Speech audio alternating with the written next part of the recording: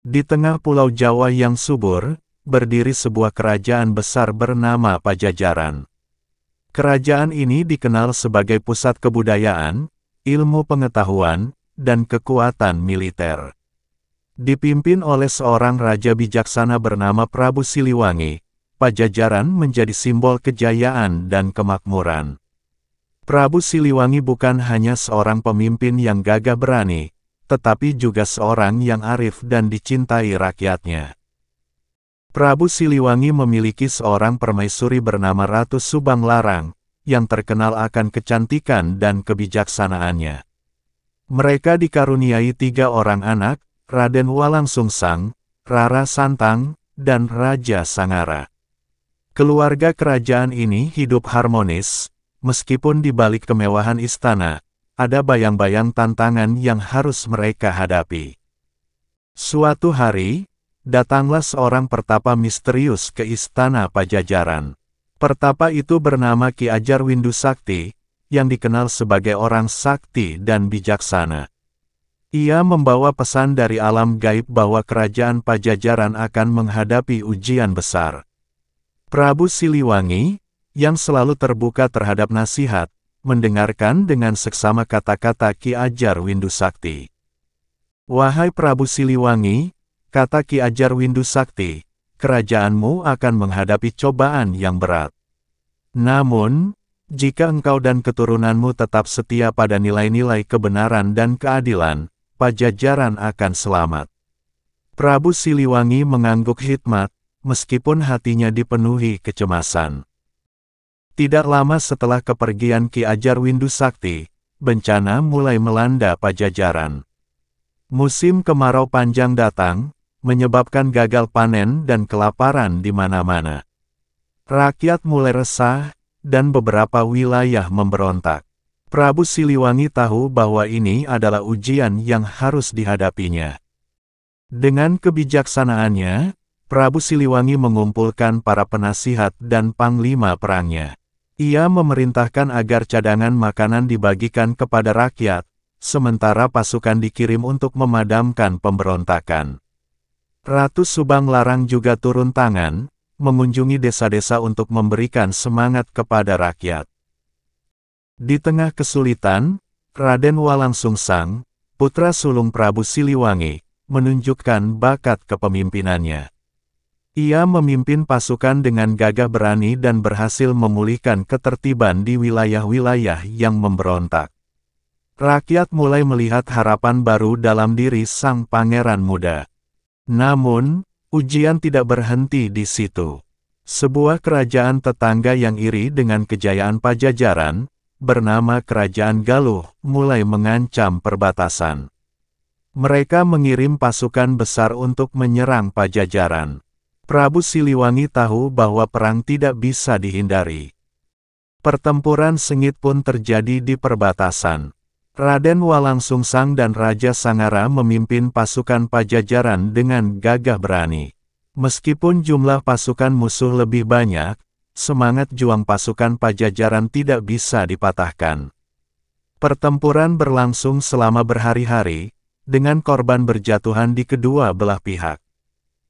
Di tengah pertempuran, Rara Santang, putri bungsu Prabu Siliwangi, memohon kepada dewa-dewa untuk melindungi kerajaan dan keluarganya. Ia melakukan meditasi di puncak gunung, memohon petunjuk dan kekuatan. Tiba-tiba, ia mendapat wangsit bahwa kunci kemenangan terletak pada persatuan dan kepercayaan diri. Rara Santang segera kembali ke istana dan menyampaikan pesan itu kepada ayahnya. Prabu Siliwangi tersadar bahwa selama ini mereka terlalu fokus pada kekuatan fisik, tetapi melupakan kekuatan spiritual. Ia memerintahkan agar seluruh pasukan dan rakyat bersatu, tidak hanya dalam pertempuran, tetapi juga dalam doa dan semangat. Dengan semangat baru, pasukan Pajajaran kembali bertempur. Kali ini, mereka tidak hanya mengandalkan senjata, tetapi juga keyakinan bahwa mereka berada di pihak yang benar. Pertempuran berbalik menjadi keunggulan Pajajaran, dan pasukan Galuh mulai terdesak. Akhirnya, pasukan Galuh kalah dan mundur dari perbatasan. Prabu Siliwangi memerintahkan agar tidak ada pengejaran, karena ia percaya bahwa perdamaian lebih penting daripada balas dendam. Ia mengirim utusan ke kerajaan Galuh untuk mengajak berdamai. Raja Galuh, yang terkesan dengan kebijaksanaan Prabu Siliwangi, setuju untuk berdamai. Kedua kerajaan menandatangani perjanjian damai, dan hubungan mereka menjadi lebih baik. Pajajaran kembali merasakan kedamaian, meskipun rakyat tahu bahwa ujian tidak akan pernah berakhir. Setelah perang usai, Prabu Siliwangi memusatkan perhatiannya pada pembangunan kembali kerajaan. Ia membangun irigasi untuk mengatasi masalah kekeringan dan mendorong rakyat untuk meningkatkan pertanian. Ratu Subang Larang juga aktif dalam memajukan pendidikan dan seni di kerajaan. Raden Walang Sungsang, yang telah membuktikan diri sebagai pemimpin yang cakap, mulai diajarkan lebih banyak tentang pemerintahan oleh ayahnya. Ia belajar tentang keadilan, kebijaksanaan, dan tanggung jawab sebagai calon raja. Rara Santang dan Raja Sangara juga tidak ketinggalan, mereka aktif dalam kegiatan sosial dan budaya. Namun, di balik kemakmuran Pajajaran, ada satu rahasia yang belum terungkap. Ki Ajar Windu Sakti, sang pertapa misterius, kembali muncul di istana. Kali ini, ia membawa pesan yang lebih dalam tentang takdir kerajaan. "Wahai Prabu Siliwangi," kata Ki Ajar Windu Sakti, "kerajaan Pajajaran akan mencapai puncak kejayaannya di bawah kepemimpinanmu. Namun, ingatlah bahwa segala sesuatu di dunia ini fana. Kejayaanmu akan menjadi legenda, tetapi kerajaan ini suatu hari akan menghadapi perubahan besar."